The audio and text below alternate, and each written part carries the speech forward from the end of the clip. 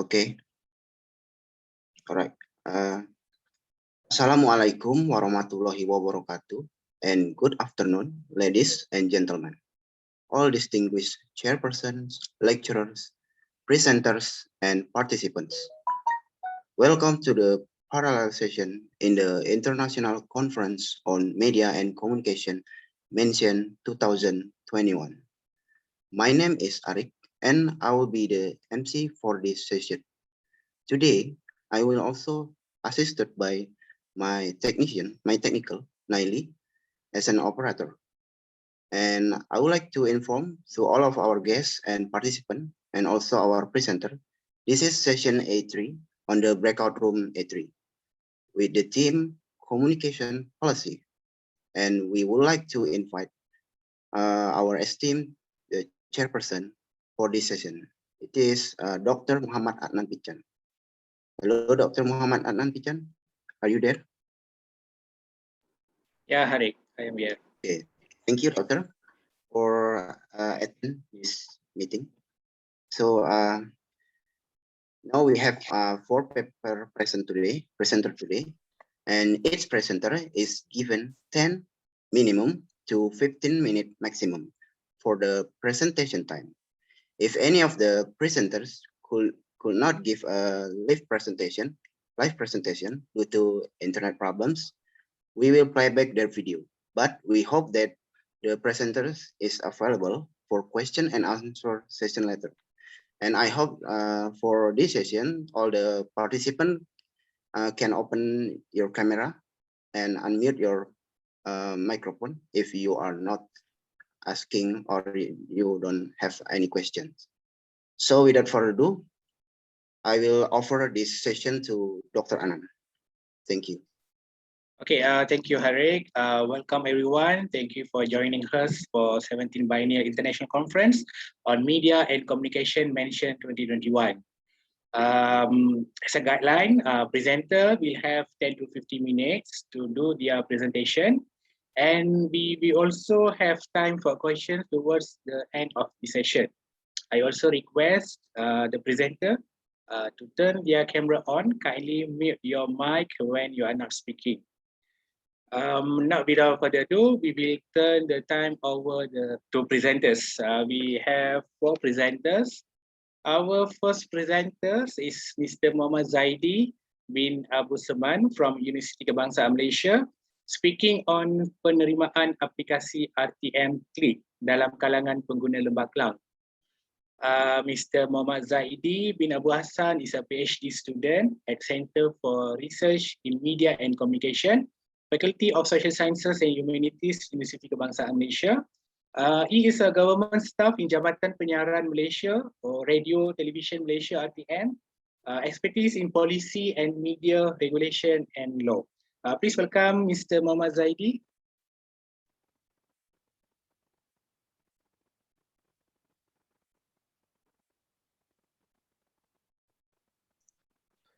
Thank you, Dr. Adnan. So my presentation is today, I use video because my internet is not really good.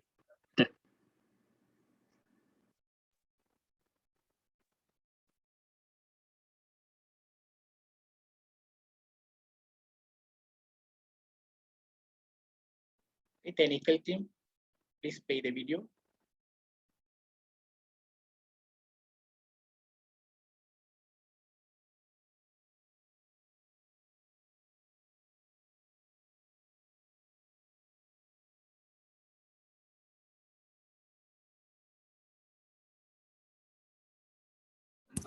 Can you hear the voice?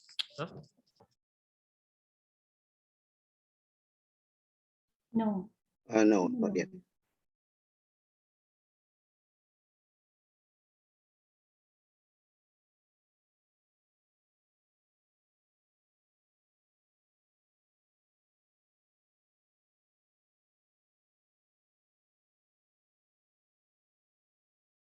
Daripada Fakulti Sains Sosial dan Kemanusiaan. Assalamualaikum. Assalamualaikum warahmatullahi wabarakatuh. Nama saya Muhammad Zaidi bin Abdul Suman, student PhD daripada Fakulti Sains Sosial dan Kemanusiaan Universiti Kebangsaan Malaysia. Hari ini saya akan membawakan satu kajian berkaitan dengan penerimaan ATM Klik dalam kalangan pengguna Lembah Kelang. Okey, semua umum mengetahui kan teknologi komunikasi dan internet mewujudkan perubahan dari segi sudut manusia berkomunikasi untuk mendapatkan maklumat, dan juga internet mengubah kebergantungan khalayak terhadap media tradisional seperti akhbar dan juga televisyen. Okey, dan satu kajian ini telah dilakukan untuk melihat bagaimana ATM Klik iaitu satu aplikasi yang dibangunkan oleh ATM itu sendiri bagi menggabungkan televisyen dan radio menjadi satu aplikasi internet yang boleh dibawa ke mana-mana. Dan juga kajian ini sebenarnya adalah untuk mengukur sejauh mana hubungan teknologi dan ciri-ciri inovasi dengan tahap sebenar ATM Klik di kalangan pengguna di Lembah Kelang. Okey, umum mengetahui ATM Klik ini mula dikenalkan pada tahun 2012 dan ia bertujuan untuk memudahkan penonton menonton dan juga mendengar radio siaran ATM dengan lebih mudah dan juga efisien. Okey, kalau kita ikutkan dulu data Nielsen 2016 menunjukkan jumlah penonton dan pendengar siaran ATM secara keseluruhan menurun berbanding tahun sebelumnya. Ini kerana data ini menunjukkan yang mana penonton masih lagi ke arah untuk melihat secara tradisional, iaitu TV dan juga radio. So daripada kajian ini kita akan lihat sejauh manakah tahap pengguna ATM di kalangan pengguna Lembah Kelang, adakah terdapat hubungan penerimaan teknologi dengan penggunaan aplikasi ATM di kalangan pengguna Lembah Kelang, dan juga apakah wujud ciri-ciri inovasi ATM Klik yang mendorong penggunaan di Lembah Kelang. Okey, kalau sebenarnya saya boleh angkat kat sini ada 3 objektif kajian ni, iaitu mengenal pasti hubungan faktor penerimaan teknologi dengan penggunaan ATM dalam kalangan pengguna Kelang, iaitu menganalisis ciri-ciri inovasi ATM Klik yang mendorong kepada penggunaan ATM Klik di kalangan pengguna dan mengkaji tahap penggunaan sebenar ATM Klik di kalangan penggunaan Lembah Kelang. Sebenarnya dalam ini saya menggunakan 2 teori yang saya gunakan, iaitu teori inovasi iaitu daripada Rogers dan juga model penerimaan teknologi TAM. Kadang-kadang kajian yang saya bangunkan adalah saya hasilkan sebagai model penerimaan aplikasi ATM Klik, iaitu dari segi pemula ubah tidak bersandar ialah faktor-faktor penerimaan teknologi baru adalah berdasarkan dari segi pemula ubah tanggapan mudah guna, tanggapan kegunaan dan tingkah laku dan juga niat sebenar. Manakala ciri-ciri inovasi pemula ubah yang ada dalam itu adalah kebolehcayaan, kelebihan relatif, kesukaran, kesesuaian, keboleh pantauan terhadap tahap penggunaan sebenar ATM aplikasi ATM Klik. Okey, metodologi kajian yang saya gunakan dalam kajian ini adalah kajian yang dilakukan dalam menggunakan kaedah kuantitatif. Kajian ini kaedah menggunakan soal selidik talian Google Form dan juga program bercetak. Ini kerana yang memudahkan saya mendapatkan responden untuk mengisi borang kaji selidik, dan juga 300 sasaran kajian ini 300 orang responden terdiri daripada pengguna ATM Klik di Lembah Kelang, yang mana data-data ini saya dapati daripada pihak ATM sendiri, iaitu mereka-mereka yang telah melanggan ataupun mereka yang telah login register secara langsung di dalam ATM Klik. Dan juga saya menggunakan proses analisis data berbasis 20.0 dan juga aplikasi Google Form. Okey, hasil dapatan kajian yang saya telah buat daripada sini adalah daripada 289 yang mengalihkan borang, sebanyak 59.9% adalah pengguna perempuan wanita, dan juga umur antara 31 hingga 40 tahun. Ia bertetapan dengan hasil kajian, iaitu kajian ini lebih memfokuskan kepada belia, dan kalau kita lihat 57.8% belia-belia yang menggunakan teknologi bagi mendapatkan sesuatu maklumat. Dan kalau kita lihat juga yang bangsa yang menggunakannya adalah bangsa Melayu berbanding dengan India 8.2 dan juga China 4.3 dan juga lain-lain. Ini termasuklah bangsa-bangsa di seperti orang asli, bangsa-bangsa yang asal di Malaysia. Okey. Bagi tahap akademik pula adalah kebanyakan mereka milenial ni adalah sarjana muda. Iaitu kalau saya lihat dapatan kajian ni sebenarnya pelajar-pelajar mereka ni adalah pelajar-pelajar yang belajar di universiti. Di mana universiti menyediakan saluran internet dan membolehkan mereka untuk mengakses TV dan juga radio. Menggunakan media tradisional seperti TV. Jadi handphone tu di tangan mereka menggunakan untuk mengakses bagi mendapatkan maklumat. Okey, dan juga kalau kita lihat inilah dia peranti yang digunakan untuk menginstall aplikasi ini adalah telefon pintar. Jadi majoriti kalau ikut 82.6% katakan peranti telefon pintar adalah satu peranti yang memang mereka gunakan berbanding pada tablet dan juga komputer riba. Okey, bagaimanakah mereka mendapat semua maklumat dan hasil dari kajian ini mendapati mereka mendapat maklumat daripada rakan-rakan dan juga iklan di televisyen. Maknanya secara tidak langsung 25.9% adalah penyumbang daripada iklan melalui TV di ATM dan juga di radio ATM. Okey, dan juga selain daripada itu, kajian ini juga untuk dilihat untuk melihat apakah program menjadi pilihan mereka yang menggunakan ATM Klik ini. Dan kita lihat adalah rata-rata 47.2 responden yang dalam ini adalah untuk melihat TV1. Saluran TV1 menjadi pilihan. Ini berdasarkan untuk melihat berita dan maklumat sahih dan tepat yang disiarkan di saluran TV1. Dan juga kategori radio pilihan adalah National FM, iaitu National FM 37.2%. Iaitu kalau kita lihat sebenarnya Radio National FM merupakan satu radio informasi bermaklumat dan juga berhiburan, yang mana kandungan-kandungan yang terdapat di dalam Radio National FM menjurus kepada informasi. Okay. So kita buat dalam kajian ini juga saya buat menguji hipotesis terhadap penerimaan teknologi baru dengan tahap penggunaan, dan semua hipotesis yang ada ni adalah diterima. Okey. Dan semua hipotesis terhadap cuci inovasi dan juga penerimaan inovasi ini adalah diterima. Okey, kalau kita lihat ujian korelasi yang digunakan tahap penggunaan di kalangan pengguna Lembah Kelang adalah 0.862 dan juga 0.907, yang mana kita lihat dia mempunyai hubungan yang kuat. Okey. Bagi menjawab pada objektif satu persoalan kajian, iaitu mengenai pasti faktor penerimaan teknologi dengan penggunaan ATM Klik dalam kalangan pengguna Lembah Kelang. Kalau kita lihat kat sini, rata-rata min adalah 5.80, iaitu tanggapan mudah guna merupakan mempunyai min yang tinggi, iaitu dengan 5.80. Iaitu aplikasi memberikan saya peluang untuk menonton dan mendengar di mana-mana. Semua rata-rata responden bersetuju dengan aplikasi ATM Klik ni memudahkan pengguna untuk mengakses di mana-mana saja untuk mendapatkan maklumat. Okey. Bagi tanggapan kegunaan juga, min adalah tinggi adalah kerana ia fleksibel, mudah guna, user friendly, dan juga ia menjimatkan masa dalam proses penyampaian maklumat. Tak perlu nak tekan TV, tak perlu nak apa, just mereka hanya perlu klik dan dapat maklumat daripada ATM Klik. Dan juga ada yang kata ada yang 4.61, dia katakan membantu menyebabkan wang untuk membeli TV dan radio. Dan juga bagi mengatasi hubungan faktor terhadap tingkah laku dan sebenar, mereka rata-rata mereka akan lebih kuat menggunakan ATM Klik terhadap orang kata mendapatkan maklumat. Ini adalah tingkah laku dan niat dia.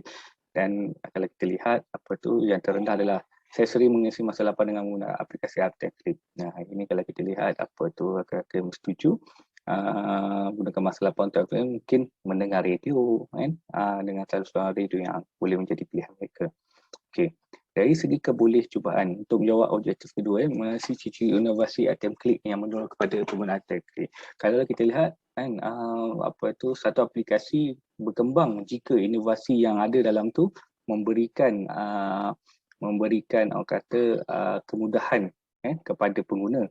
Ya, kalau kita lihat dalam ni semua bersetuju rata-rata bersetuju dengan sangat bersetuju dengan arahan dalam klik mudah kalau kita lihat kan ATM klik hanya memerlukan kemahiran ICT yang minimum untuk menggunakannya. Jadi siapa kalau hasil daripada kajian kita lihat siapa boleh gunakan ATM klik ni dengan mudah kan, dan juga dia tidak perlu orang kata ilmu ICT yang sangat tinggi untuk mendapatkannya. Okey, manakala kalau dari segi kelebihan relatif kan, menu-menu yang terdapat dalam tu ataupun screen lock button-button, butang-butang link kat situ kan adalah lancar dan juga memudahkan, dan ia boleh mendapatkan capaian maklumat yang akses yang lebih tinggi. Okey, dari segi kesukaran kan semua setuju juga dengan kita lihat 5.26 papan audio dan visual dalam ATM klik adalah jelas, dan ini adalah merupakan elemen yang sangat penting dalam ATM klik. Jika audio dan visual tidak jelas, ia akan menyebabkan pengguna akan lari ataupun beralih pada arah.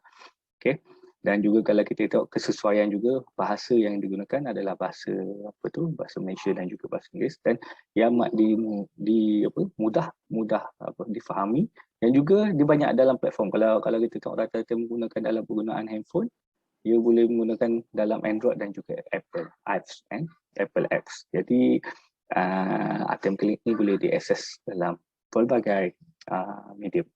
Okey, dan dari segi kebolehan pengguna-guna boleh berinteraksi dan dia boleh mengetahui kan jumlah berapa yang melawat dalam ATM klik, dan juga informasi-informasi yang sesuai untuk diberikan kepada pengguna. Okey, dari segi objektif 3 adalah untuk mengkaji tahap penggunaan sebenar ATM klik kalau lihat kan rata-rata bersetuju dengan idea penggunaan ATM klik ini kalau kita lihat ATM klik ini kan mereka boleh mendapatkan maklumat dengan yang bagus dan juga menerima notifikasi yang bagus. Okey.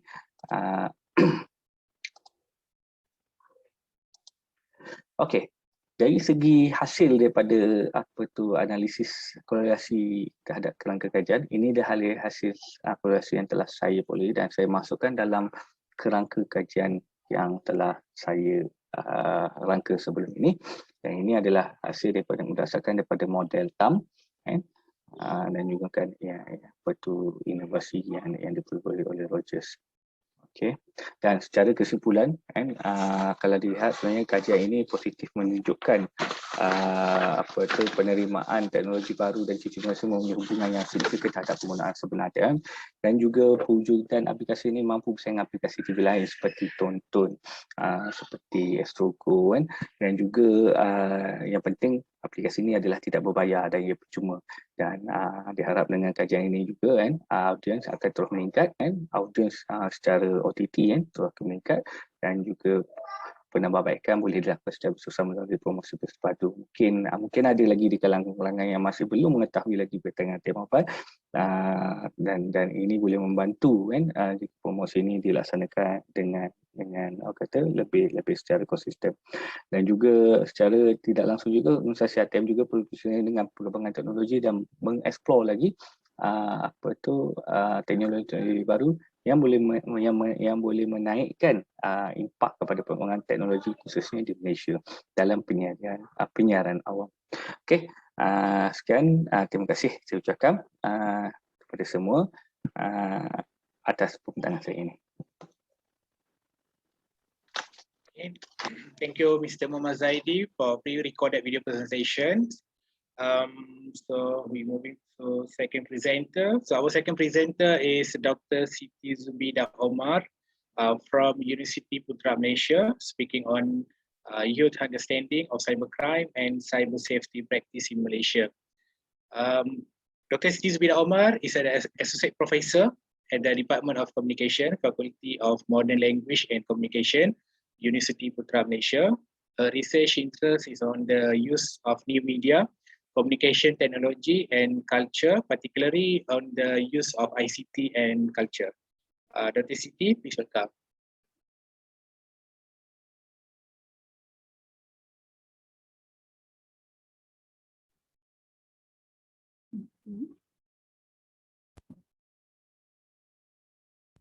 Can you see my slide? Not yet, Doctor. Not yet, yeah. Stop sharing.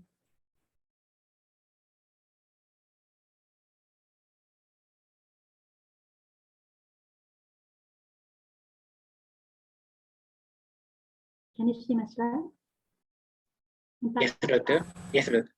Okay.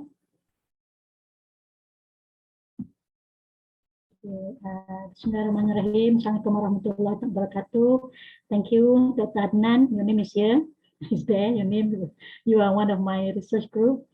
And thank you so much for the mention to the organizer for taking me to be part of the presenters in your conference. Basically, my research is on the cyber safety and cyber crime. It is part of the whole project, which was we got it the grant from Ministry of Higher Education. It is under FRCS, Fundamental Research Grant. And this project, basically, the things that I want to present today is only a partial of the whole project. So this is the initial stage of our project before we develop the instrument, the real instrument. So we did a focus group discussion, and based on that we analyze the data, and I'm presenting the first part of the findings. So it is more looking at the youth understanding of cybercrime and cyber safety practices in Malaysia. So this is our group members, quite a number from UKM and one from UKM. Basically, when we are looking about, when we're talking about internet, so from MyCert itself, from January to 2020, there has been reported more than 8,360 reported incident of cybercrime, meaning that there's a lot of cybercrime happen in Malaysia. With the internet, there are so many things happen. Even MCMC has reported 597 cyber fraud to cyber security, and this has been increased 22% over the year, in 2020. And if you look at the statistic of the cybersecurity incident in Malaysia, within 2015 and 2019, there are so many incidents that happen, including content-related, vulnerability, cyber harassment, which lead to more than 10,000. And since the movement MCO, it has increased the number of complaints being lodged to the Cyber 999 help center, and increased more than 90% compared to the same last year, meaning that due to the MCO, people are moving towards using the internet as the main activities. So when they use the internet as a main activity, of course, there are so many things could happen while using this internet. And in fact, Malaysia has suffered a loss amounting to 2.23 billion from cybercrime fraud. This is what from NSTP reported in 2021. And when we look at the internet usage, most of the internet usage are youth. We can see that majority, almost 68%, are youth that age range 20 to 39 years old. This is a statistic by MCMC. And if you look at the breakdown of this internet usage, majority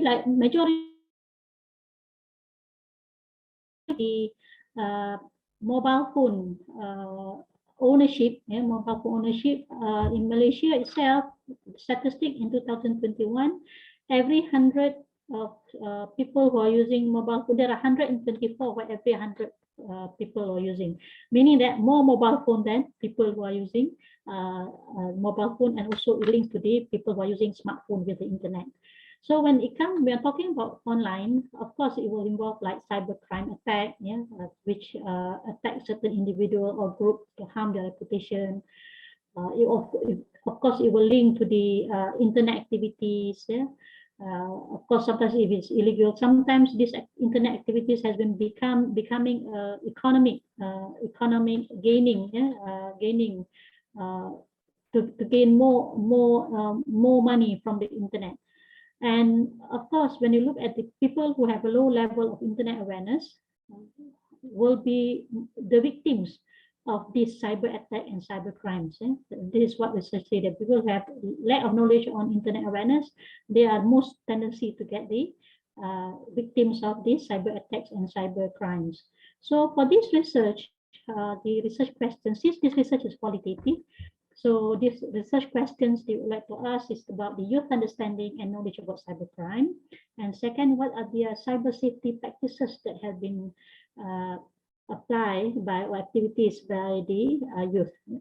So basically the theory that we are using, this is the for qualitative is activity theories, that is under technology, looking at the understanding of the issue, their youth, through their interaction, through the youth description of their understanding and knowledge about cyber security and cyber crimes, and also a bit of a technology acceptance model, especially on the perceived usefulness and perceived of use of using the technology. So in terms of methods, of course, we are using qualitative methods, and it is a phenomenology approach where we are looking at the main themes, issues that are being highlighted in the discussion, and being conducted through in-depth interview, focus group discussion, with the numbers of 3 groups, basically, which consists of 6 to 7 individual youth for each group. And it is the selection of informants is using purposive sampling, meaning that the criteria is the youth must have at least experience in using internet more than 3 years, and youth range between 20 to 35 or 20 to we are using it to 20 to 35 years old. In the Klang area, Klang Valley areas, and these are the 20 informants that we have received voluntarily, and 3 groups that we break up into 3 groups. So if we have time later on, I'll show you the videos. In terms of data collection, of course, it is in-depth interview in each group, and it was tape recorded, note-taking, observation as well, their reaction, their non-verbal communication, and so on. And in terms of data analysis, if, the data later will be was transcribed over Teams and using thematic analysis, and some of them we are using also Atlas TI in analyzing the data. Okay, these are the informant profiles, 20 of the informant, 75 female and 35% male. Age range, 70% age between 20 to 30 years old, 30% 31 to 35 years old. In terms of ethnicity, we have the equal ethnicity, Malay 50%, Chinese 30%, and Indian 20%. And education level, undergraduate 40% and postgraduate 60%, and marital status, we have single and also married informant. Okay, answering the research questions in terms of understanding. Majority of the informants, they have a knowledge, basic knowledge and awareness about cybersecurity and cybercrime. As what Istri mentioned, I have some knowledge on the awareness on cybersecurity because I get to know it at school. Even nowadays, people are also talking about cybersecurity, meaning there is something basic knowledge about cybersecurity and cyber knowledge. Even everywhere is talking about cybersecurity, to take precaution. In a way, it reminds me to be careful when online. So meaning the basic there. Most of the informants were familiar with the relevant terms used because they need to deal with the internet and also the smart devices every day in their daily lives. In terms of knowledge, that is where when we ask about their knowledge of cybercrime, so they break it down into several themes. For example, phishing, scamming, bullying, hacking, and forgery. So these are their verbal themes. Verbal themes in terms of phishing, and also these verbal themes that there are a lot of verbal themes, but I quote here, especially the one that they experience itself. There have been experience phishing, for example, or experience being scammed, for example. So in a way that they will tell the story through the experience, how they come about it, how they face this incident, this cybercrime. Cyberbullying, for example, H1 informant has been cyberbullied. Someone said something bad in my blog, posted a few pictures of my personal life, and later dropped my image. So I have lost a lot of friends, many friends after the incident. Many people cursed me and provoked me on my blog, and that made me feel ashamed and sad. So this is where the experience of cyberbullying, because of the lack of an awareness on how to take precaution on cybersecurity when they are online. And then also another informant talking about hacking. and also forgery, pretending to be someone else using the identity card to make a car loan. This person, So I remember there was a person who did this forgery, pretended to be someone else to buy a car and also use the victim's credit card for the down payment of the car. So this is what they experienced. And the second research questions about cyber safety, the knowledge of youth knowledge about cyber safety practices. What do they practice? Basically, the teams here, they are aware of software downloading.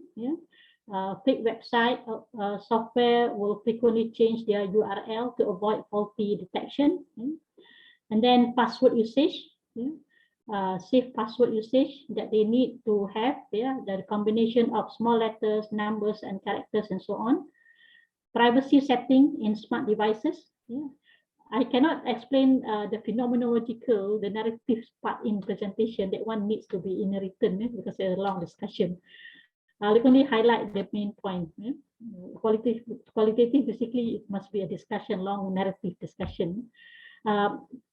Privacy setting in smart devices, mobile phone, what other things that you have to do, privacy setting, have to know, and so on. Information sharing, you have to be aware of internet user need to be more aware and careful when sharing personal information online, especially on your debit card, credit card, fill in the forms, and so on. And then safety online shopping website. They are talking also about practices. How do they take precaution when they online shopping? Nowadays, especially Shopee, Lazada, and so on.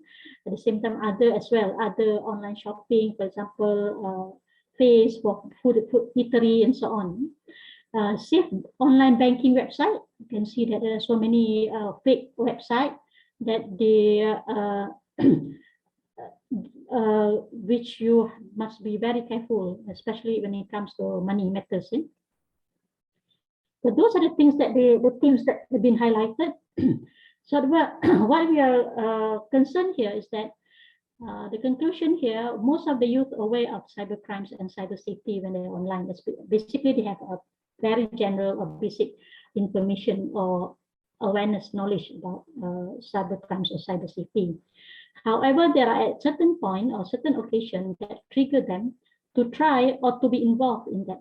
There are certain situations. This is where psychological influence or emotional influence in that particular moment has also impact on youth to involve in the cybersecurity activities.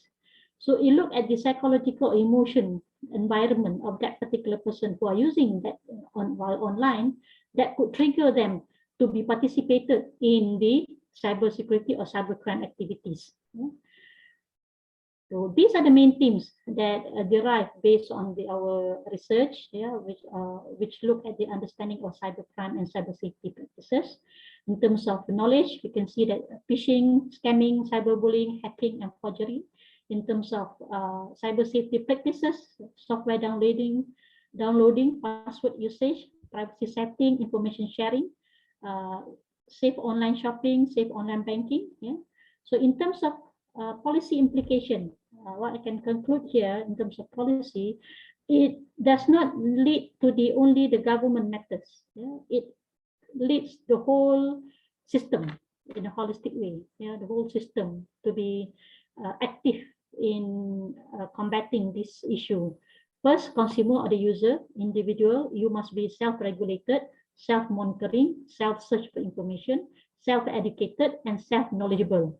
This is the most important thing, you yourself as an internet user.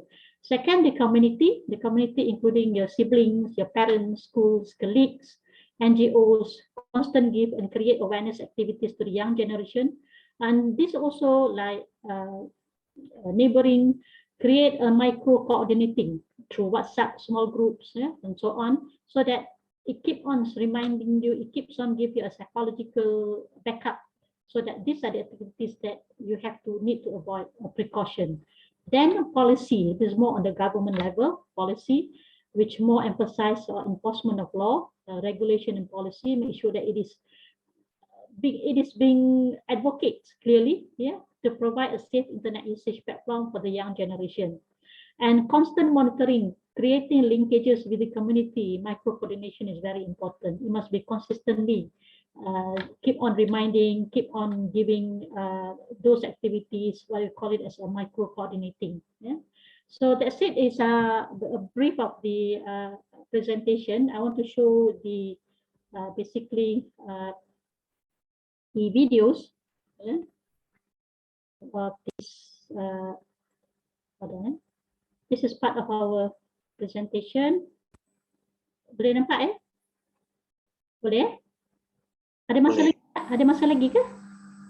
Ada lagi. Ada. Ada lagi, okay. Basically, I have another 3 minutes. This is a 3 minutes. This is our research, and we won. This one is still good. Before we won gold medal.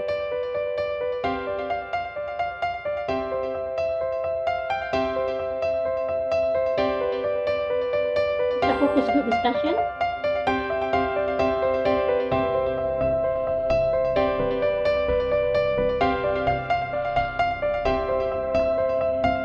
Kanan saya.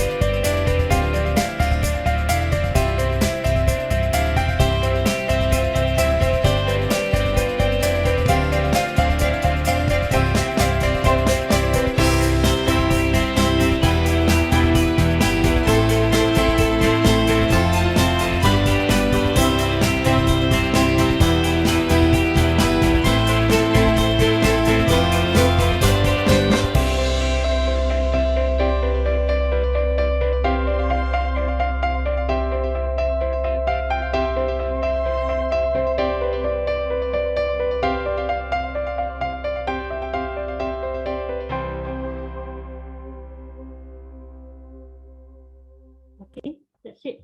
Presentation.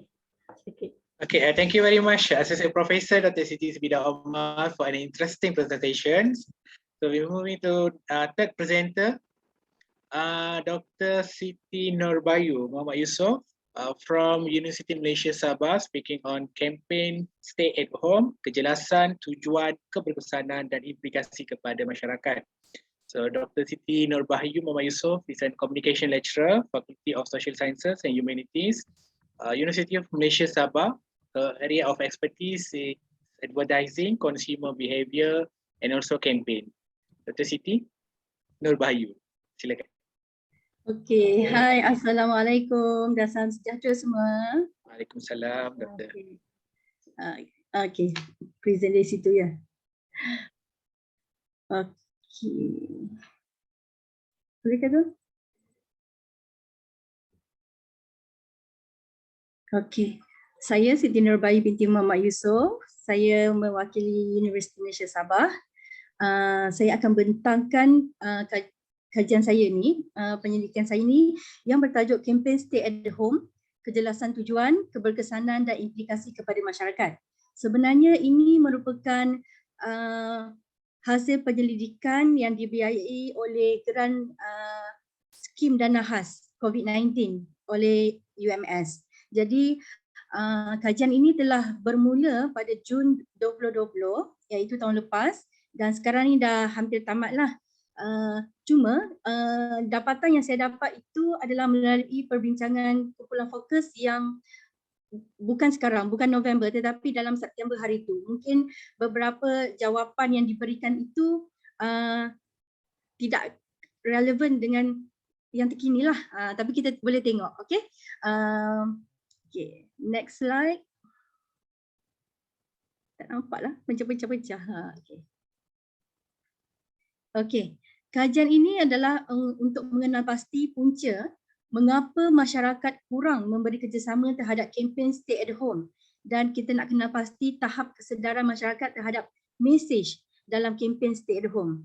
Jadi kempen Stay at Home ni diperkenalkan susulan daripada kematian yang tinggi yang disebabkan oleh jangkitan virus COVID-19, dan ini kerajaan come out dengan kempen Stay at Home sebab nak menggalakkan orang ramai kekal berada di rumah untuk melindungi mereka daripada dijangkiti oleh virus COVID-19 dan nak kurangkan jumlah kematian lah yang diakibatkan oleh penyakit itu.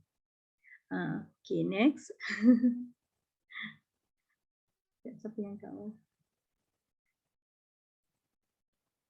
Okay, sebenarnya kempen Stay at Home ni dia ada kaitan tau dengan Perintah Kawalan Pergerakan PKP.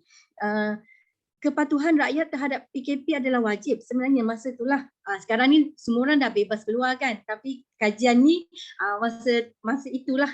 Jadi kita nak tengok kesedaran dan pematuhan masyarakat tu kenapa berkurang. Maksudnya saya lupa nak share dekat sini. Saya pernah tulis satu artikel dalam Bernama tentang kenapa masyarakat tidak mematuhi kempen Stay at Home berdasarkan fakta yang kita dapat melalui akhbar dan televisyen bahawa jumlah masyarakat yang melanggar PKP ni sangat tinggi. Mula-mula kita buat sekatan jalan raya tu melibatkan polis sahaja, tetapi disebabkan ramai sangat orang yang melanggar PKP, terpaksa kita minta bantuan tentera juga kan? Ingat tak masa awal-awal dulu? Jadi dekat situ kempen Stay at Home ni tak berjaya ke? Orang tak faham ke? Kenapa kita suruh stay at home tapi ramai lagi orang yang beratur panjang dekat sekatan jalan raya nak macam-macam alasan nak merentas negeri, kan? Nak merentas daerah. So kita nak tengok sekarang. Okay, tengok next.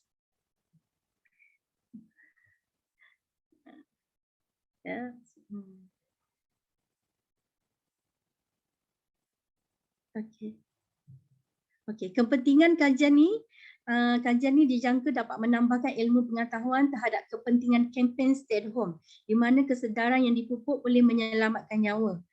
Melalui kajian ini juga diharap dapat salurkan maklumat yang berkaitan dengan persepsi masyarakat terhadap kepentingan PKP, dan seterusnya pihak berkuasa mereka dapat fikirkan cara yang terbaik untuk sampaikan mesej tentang keselamatan kepada masyarakat. Sebab saya merupakan pensyarah program komunikasi dan saya mengajar subjek campaign and persuasion dekat dekat program komunikasi lah kat Fakulti Sains Sosial. Jadi kita nak tengok sebenarnya kan kempen kesihatan ni susah tau. kita buat kempen tentang penyakit-penyakit ni semua, masyarakat kadang-kadang tak nak, orang kata tak nak patuh kepada kempen-kempen yang government keluarkan. Ini contoh salah satu. Kita kena kaji kenapa kempen stay at home ni orang tak nak patuh.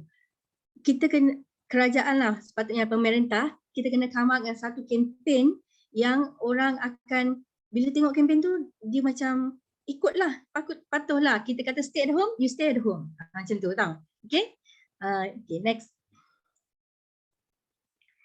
Okay, kempen stay at home ni diwujudkan untuk galakkan orang ramai berada di rumah, elakkan daripada dijangkiti virus, langkah ni untuk kurangkan kematian dan sebagainya. Okay, next.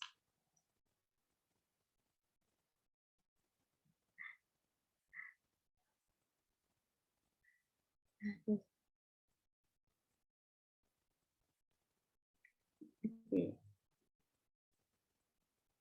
Macam lambat pula kalau kalau diorang yang control slide daripada sana. Saya lebih prefer kalau saya sendiri yang present, senang saya nak kawal slide kan. Okay, tak apa.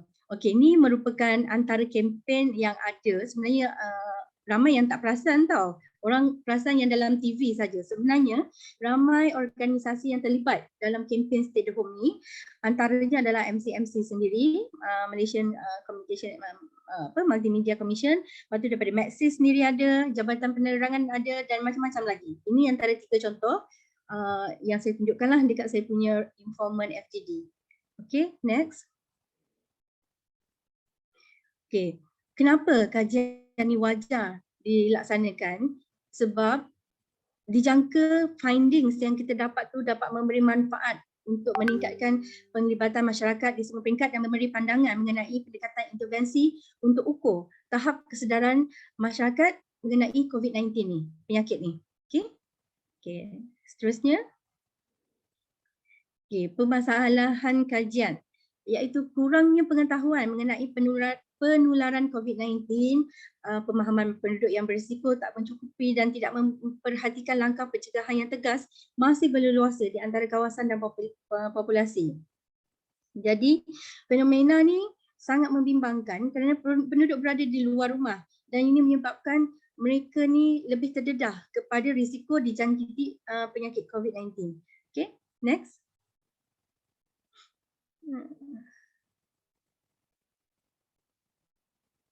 Okey, objektif kajian saya ni ada 3. Yang pertama, nak kenal pasti kejelasan tujuan kempen Stay at Home ni diadakan.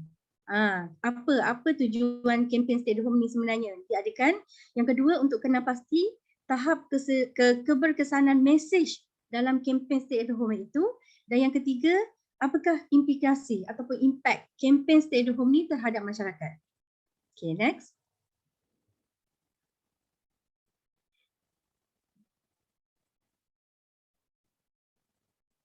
Okey.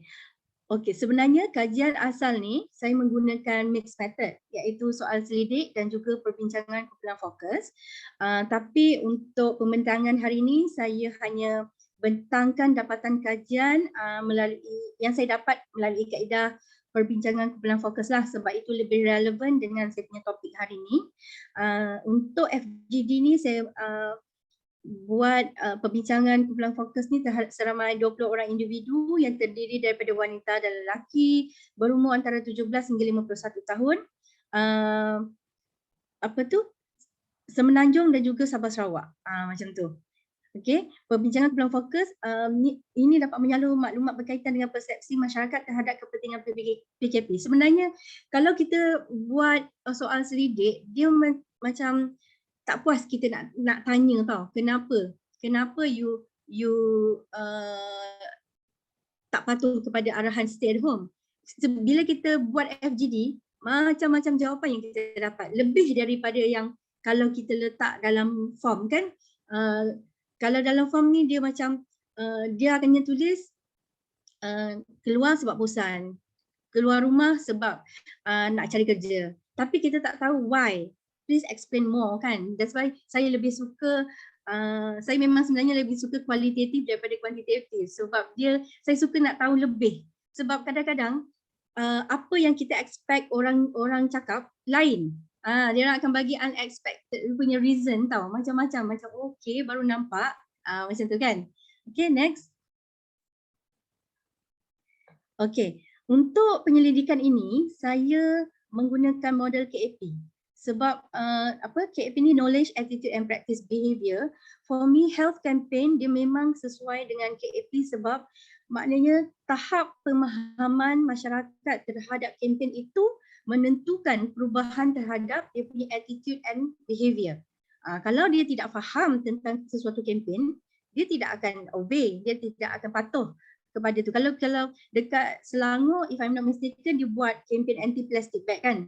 So macam why? Kenapa kita nak encourage orang buat anti plastic, tak nak gunakan plastic bag? Orang faham dan dia akan dengan rela hati dia ikut je apa yang ditentukan. Tapi kalau orang tak faham dia punya kepentingan, dia orang tak nak ikut. That's why model KAP ni dia memang related dengan campaign, especially health campaign. Macam tu. Okay, tengok next. Okay, ini antara yang saya dapat tentang kempen kesihatan dan model KAP. Model KAP ini digunakan untuk menganalisa tahap kesedaran masyarakat Malaysia terhadap kepentingan PKP menerusi kempen stay at home. Dan ada Sarjana Nur Kasum menyatakan bahawa berdasarkan model KAP, pertambahan pengetahuan seseorang mendorong kepada perubahan sikap. Perubahan sikap pula menyebabkan berlakunya perubahan pada amalan atau tingkah laku seseorang. Okay. Okay, next.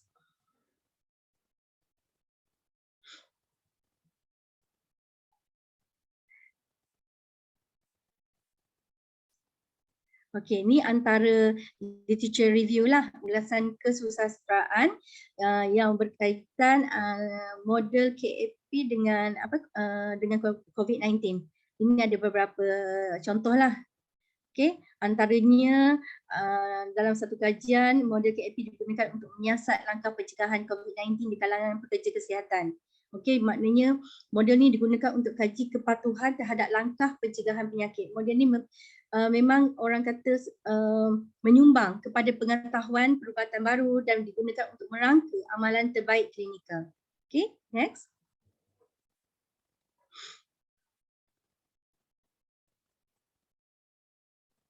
Okay, dapatan kajiannya yang saya dapat ni, didapati terdapat beberapa perspektif menarik yang dapat dirumuskan menerusi kaedah perbincangan kumpulan fokus. Okay, kita tengok objektif yang pertama tu di sebelah, next.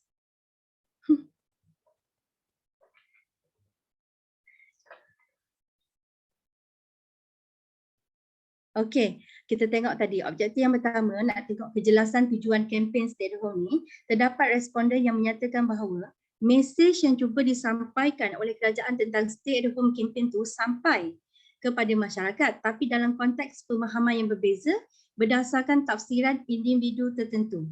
Okey, ni informan dia cakap for me kalau ikutkan saya punya perspektif. Okey, kejap. Mana ni?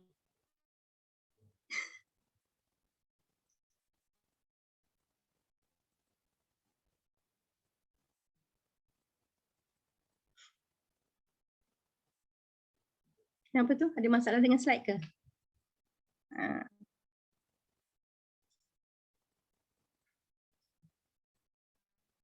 Dia kata kalau ikutkan dia punya perspektif, saya rasa kerajaan ni dia nak create satu ideologi di mana we cannot beat COVID-19 as for now.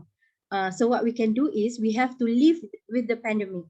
Tapi untuk kerajaan mengutarakan kempen, okay jom hidup dengan pandemik COVID-19, tak boleh macam tu. Sebab because people akan panik, betul tak?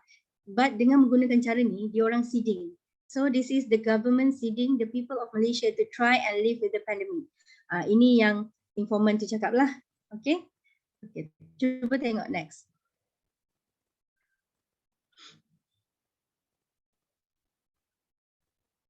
Okay, apabila ditanya apakah faktor yang mendorong responden keluar rumah sewaktu PKP, responden menyatakan alasan yang berbeza. Kenapa dia orang keluar rumah tu? Ada yang cakap, I think during the first phase kita berjaya, but the second phase it's been affecting for everyone sebab dia kata macam tertekan duduk di rumah. Maknanya dia stress, dia tertekan, that's why dia nak keluar. Itu female informant single. umur 24 tahun single. Tapi untuk female informant yang married pula, dia cakap orang keluar ni because people need to go out and work. Sebab kalau kita macam academician ni, alhamdulillah lah kita boleh work from home kan. Especially government punya servant, kita boleh bekerja lagi walaupun sistem penggiliran dan sebagainya. Tapi ada setengah orang gaji dia harian kan, ikut hari, especially macam kerja kilang ke apa kan. So dia kata people need to go out and work, lepas tu need to go out to search for income dan sebagainya. They need of the need of getting money. So the urge for going out is not because of the mental health, but because of less because they need to getting sources of income. Dia cakap macam tu. So maknanya okay, kita faham. Ada orang, tak semua orang yang sebab stres. Ada juga sebab terpaksa kerja. Okay, seterusnya.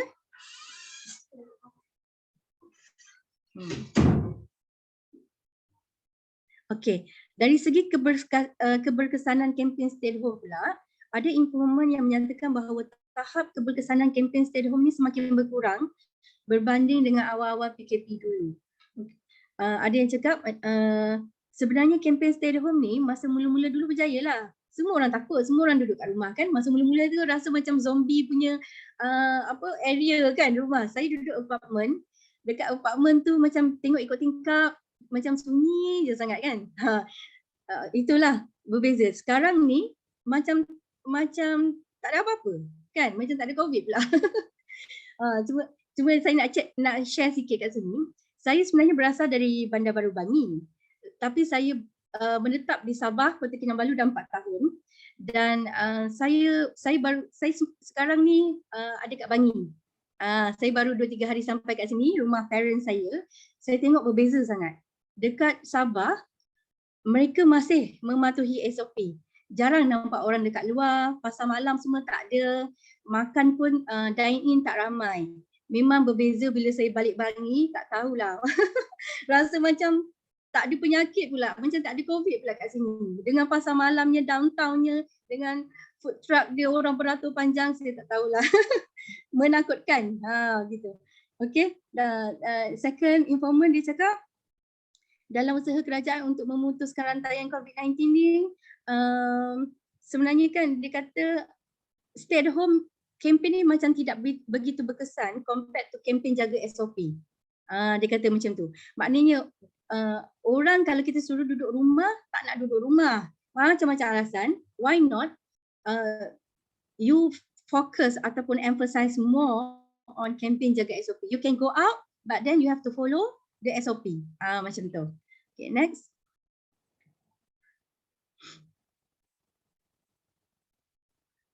Tengok seterusnya.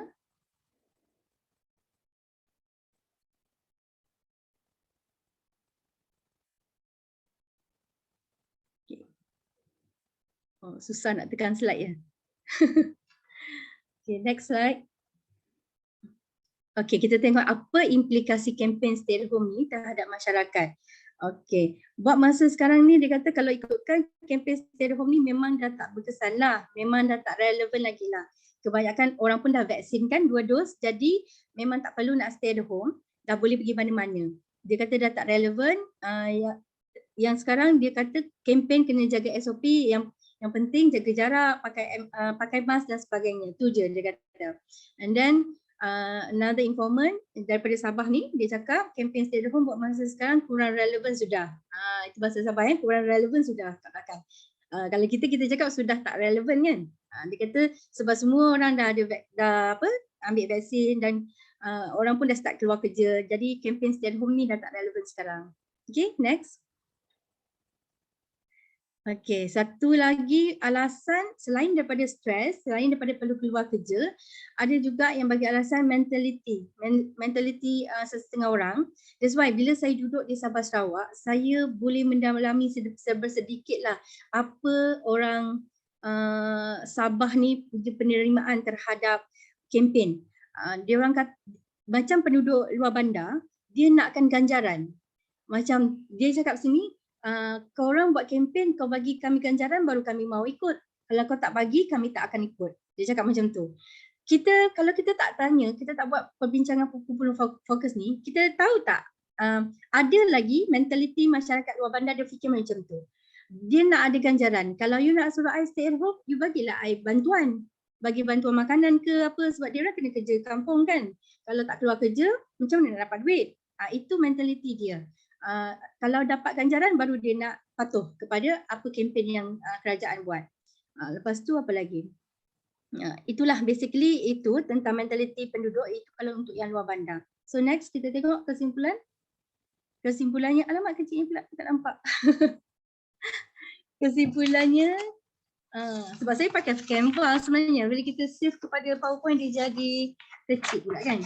Berdasarkan kajian ni, didapati masyarakat memahami mesej yang disampaikan oleh kerajaan melalui kempen Stay at Home. Namun atas pelbagai faktor, masyarakat tidak menunjukkan sokongan terhadap usaha kerajaan untuk memutuskan rantaian virus COVID-19 ni.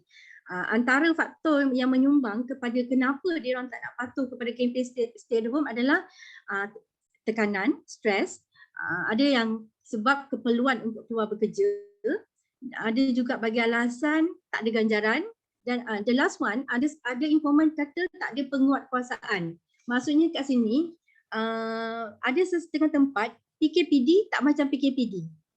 Ada setengah tempat memang strict, you cannot go out at all, cannot go out at all. Macam rumah saya dekat KK tu, 2 kali PKPD. The first one memang tak boleh keluar langsung. Masa PKPD yang kedua, boleh pergi beli groceries tapi within 1 hour sahaja. And then kalau you nak pergi ambil vaksin, you can go out untuk pergi ambil vaksin. So what's the point you buat PKPD kalau macam tu? You keluar daripada tempat yang berisiko untuk pergi ambil vaksin, kalau you bawa sekali penyakit tu macam mana? Macam tu lah, maksudnya penguatkuasaan pun menyumbang kepada ketidakpatuhan orang terhadap kempen Stay at Home. Kerajaan dia tidak orang kata tak strict sangat. Macam tu kan? So itulah dia kata jadi dekat sini melalui penyelidikan yang saya buat ni, penghasilan kempen yang betul dan sesuai akan dapat meningkatkan kesedaran masyarakat tentang kesihatan dan keselamatan global. So you have to think how to come out dengan satu kempen yang betul-betul sesuai lah. Kita kena fikirkan, you nak buat kempen Stay at Home tapi you tak fikir ada orang yang kerja gaji harian. Kalau tak keluar kerja, siapa nak bagi duit? You kena fikir semua. You kena fikir semua. Kadang-kadang ada juga you buat PKP tapi certain sektor you buka. Kilang you buka. Sebenarnya kilang lah penyumbang terbanyak sekali penyebaran penyakit COVID-19 ni. So itulah cabaran dia, government dia kena fikir, kena come out dengan kempen yang sesuai. You nak tahu apa kempen yang sesuai, that's why you have to do a research. You kena buat research lah apa yang sesuai. You jangan, sebab nak buat kempen ni sebenarnya very costly. Sebab saya ajar research for campaign. Nak buat satu-satu kempen ni sangat memerlukan bajet yang besar. Tapi kalau you buat kempen yang tidak orang kata tak memberi manfaat, lebih baik tak payah buat macam tu kan. Kita bazirkan duit kerajaan je macam tu. Okay. Jadi itu sajalah saya kajian saya ni. Okay, next. Ini merupakan saya penyelidikan ini mendapat pembiayaan daripada geran skim dana khas COVID-19 UMS, dan saya sangat berterima kasihlah kepada Universiti Malaysia Sabah kerana beri saya peluang lah untuk buat kajian ini. Itu saja, terima kasih semua. Assalamualaikum. Salam. Thank you very much Dr. Siti Nurbahayu, Mama Yusof. Okay, for participant, if you have any questions, please post into chat box. Nanti saya akan bacakan, dan actually kita ada seorang lagi pembentang, Dr. Syahrudin Awang, tapi saya dimafahamkan beliau tidak ada di sini Arik. Ya betul. Ya, apa? Kita ada pre-recorded video. Can you play the video, please?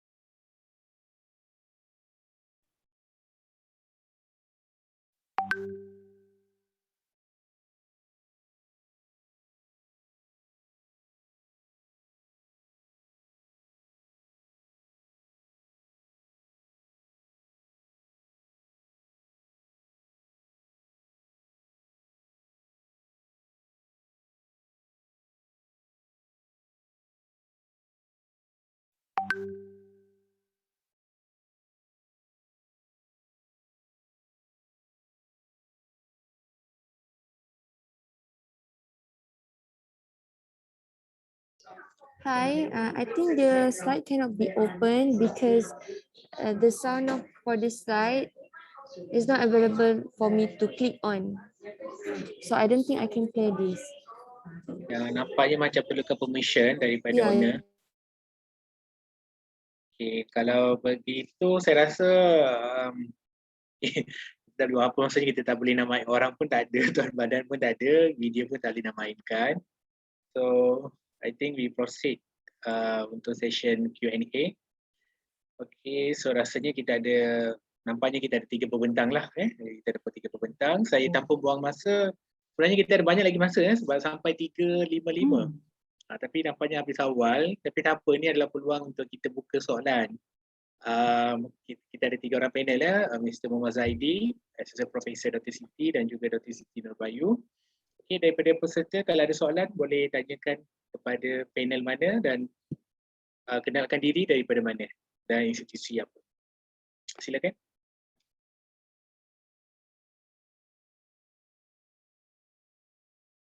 Soalan?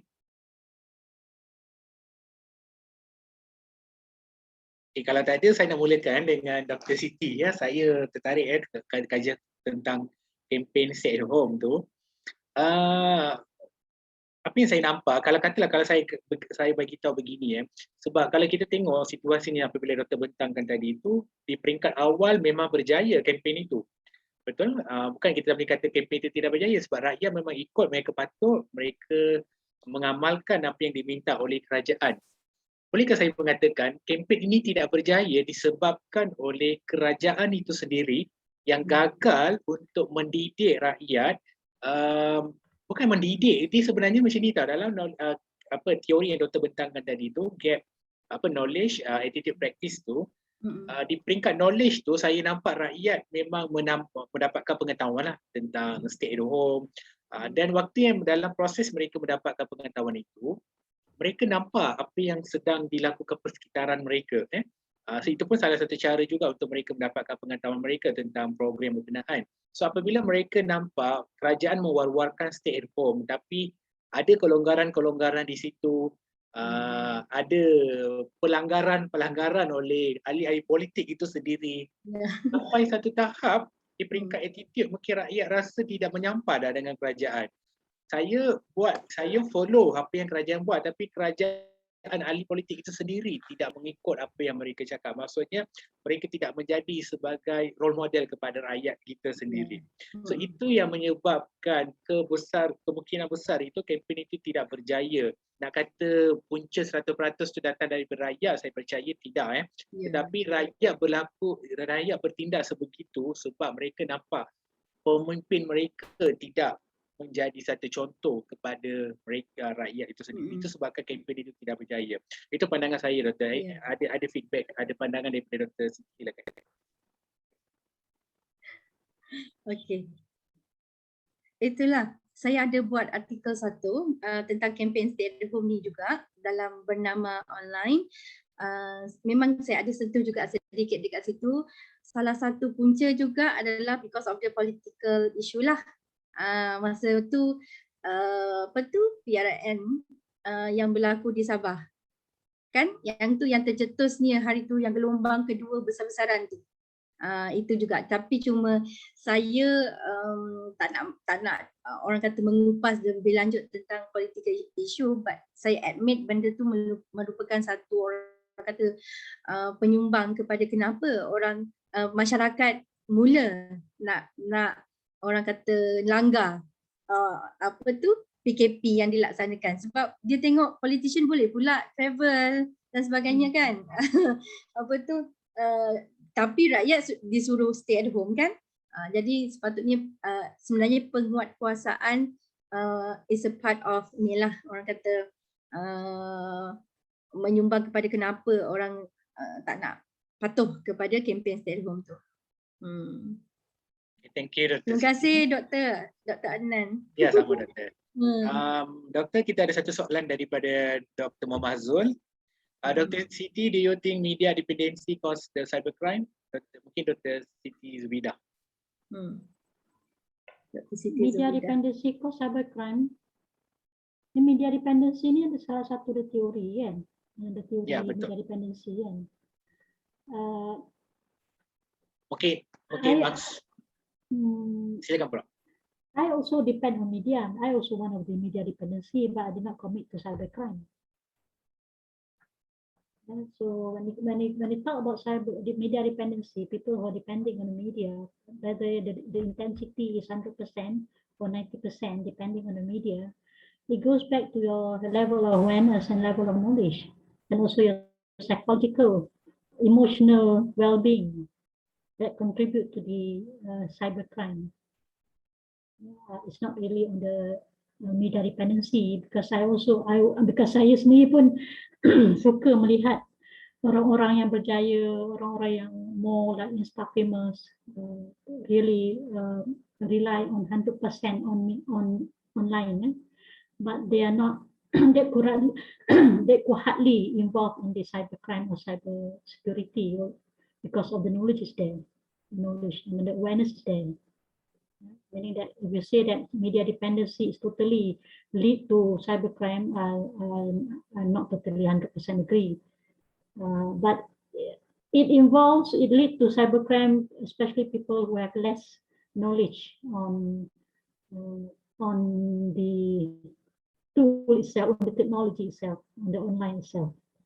They are totally, especially for example, the young generation, yang muda lah, even the elderly pun termasuk juga.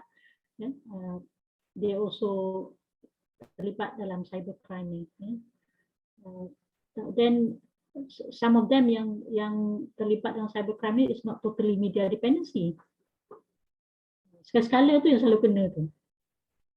Tapi yang selalu media dependency ni because they are aware of, atau bagi mereka yang knowledge, dia dapat mengelakkan, deviate themselves from cybercrime. So to answer your question whether it is totally, no, it's not totally. It's not really. Media dependency can cause a cybercrime. Yes, it may contribute, but depends on the knowledge of the person who are using that media. Itu pandangan saya lah. Okay, terima kasih Prof. Harapnya jawapan yang diberikan oleh Dr. Prof Siti menjawab soalan Dr. Azul. Betul lah. Sihat Dr. Azul. Okay, kalau ada question untuk Dr. Zaidi tu tengok dalam chat tu. Oh, sorry. Soalan saya. Ada daripada Dr. Azul juga. Ya, betul. Ada soalan untuk Encik Zaidi. Silakan. Terima kasih Dr. Amin. Okey, terima kasih Dr. Nan. Thank you. Terima kasih Dr. Azul. Dr. Azul. Kalau ikutkan apa tu kombinasi kerangka kajian saya gunakan difusi inovasi dan juga TAM, model yang saya guna ni saya tak masukkan lagi apa tu satu pemboleh ubah yang baru. Saya tidak masuk. Saya masih menggunakan lagi pemboleh ubah yang sama. Tapi the further untuk kajian ini nanti, kalau the further untuk kajian ni, saya mungkin akan letakkan apa yang boleh saya lihat, kita boleh tambahkan satu pemboleh ubah experience ataupun pengalaman dalam satu kerangka kajian sebagai satu pemboleh ubah dalam ini. Tapi untuk kajian ini saya masih menggunakan pemboleh ubah yang sama yang ada di dalam TAM dan juga di difusi inovasi. Thank you. Terima kasih. Saya ada satu soalan juga untuk Dr. Siti Nurbahayu. Tadi saya nampak dalam objektif, salah satu objektifnya adalah untuk melihat tahap keberkesanan kempen stay at home. Biasanya dalam kaedah kualitatif ni, kita Doktor mungkin boleh terangkan bagaimana Doktor mengukur tahap keberkesanan itu dalam kaedah kualitatif itu, Doktor.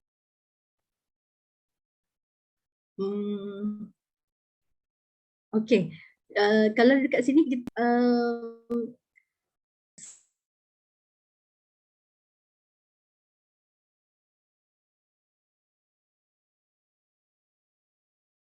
saya ke yang Rasa Dr. Siti okey, Dr. Siti. dia freeze tu.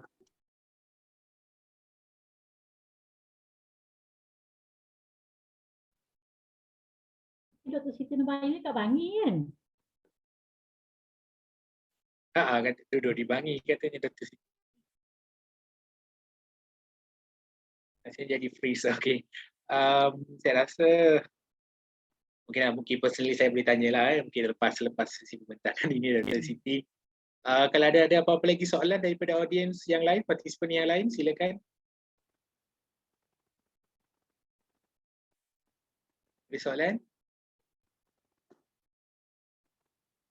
Okay, kalau tak ada, saya rasa kita berhenti di sini dulu.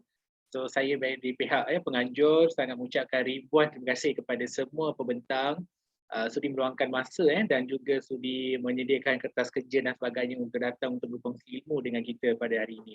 So sangat bersyukur, terima kasih kepada semua pembentang dan pada pandangan saya sangat banyak ilmu-ilmu baru yang saya terima walaupun kadang-kadang nama saya adalah paper tu, tetapi apabila pembentangan itu dilakukan knowledge baru itu saya dapat daripada sini.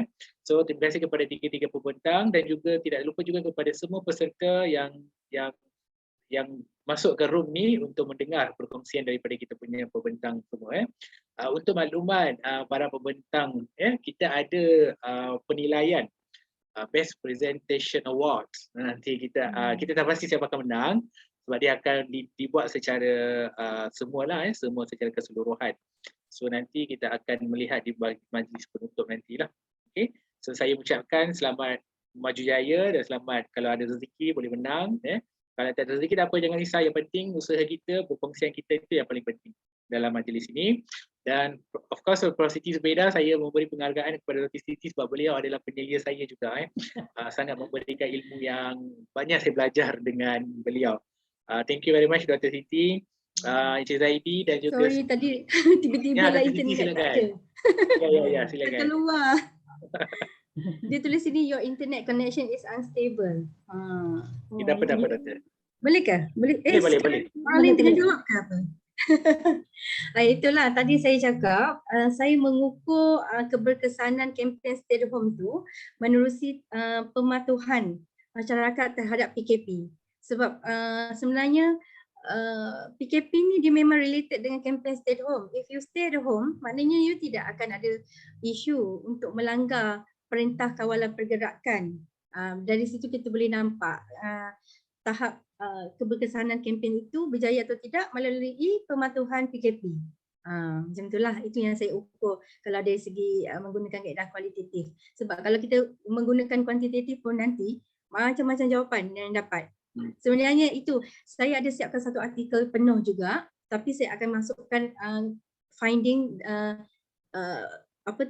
kualitatif dan kuantitatif saya together. Saya masukkan dalam satu artikel tu, tapi belum siap lagi lah. Okay, terima kasih. Maaflah line internet tak okey.